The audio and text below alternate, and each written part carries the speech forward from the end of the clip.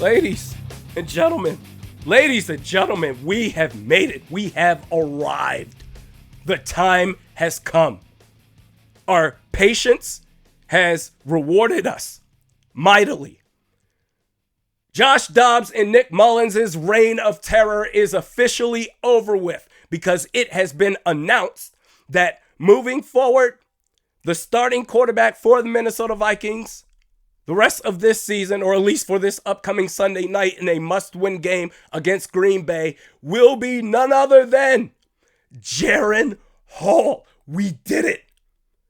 Oh my God, I think this just brings back life. It's just, I was totally expecting to go into that game. It's going to be Nick Mullins or Dobbs because of experience and all this other BS that we've heard the last 5 games. You went 1-4 during that time frame.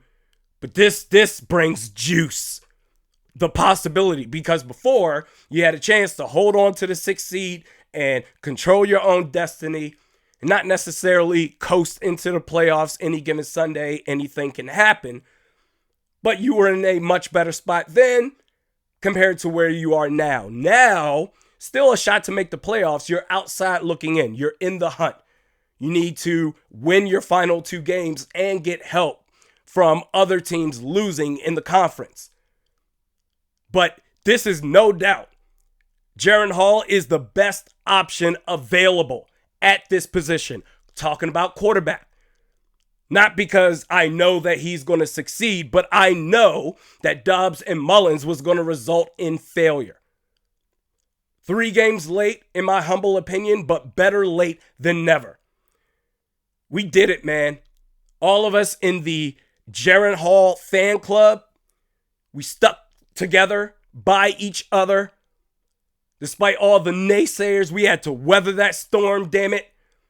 Everybody said, well, the coaching staff, they see him in practice every day. The same coaching staff that saw Alexander Madison and Ty Chandler in practice every day and gave all the starts to Madison.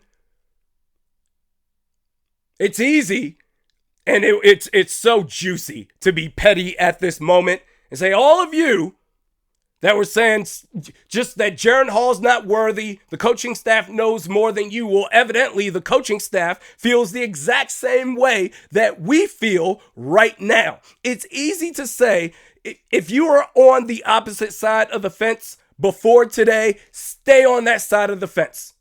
But you know what? At the end of the day, we're all Vikings fans. We're all family. We're all rooting for the same goal.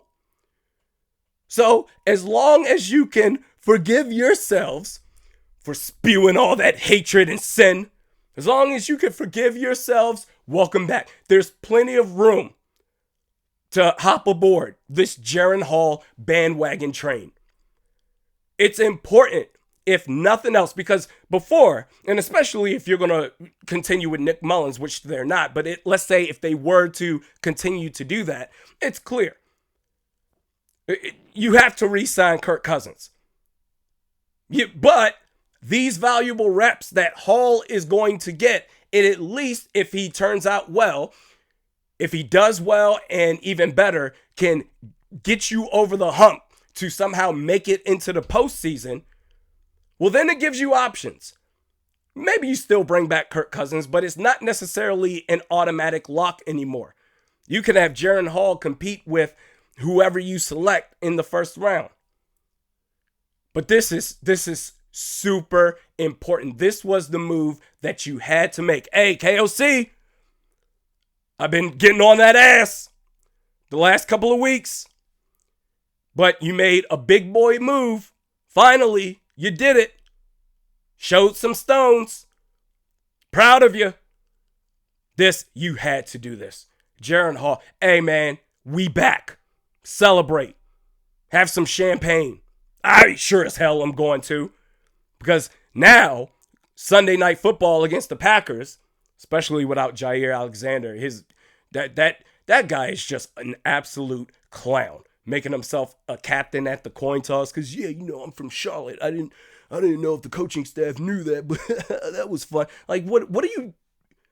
Is this for real? Like, do you hear yourself?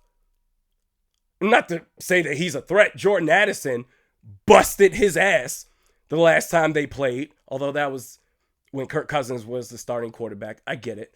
But Jair Alexander is washed. Either way, this game just became much more interesting. Jaren Hall, QB1. Let's go.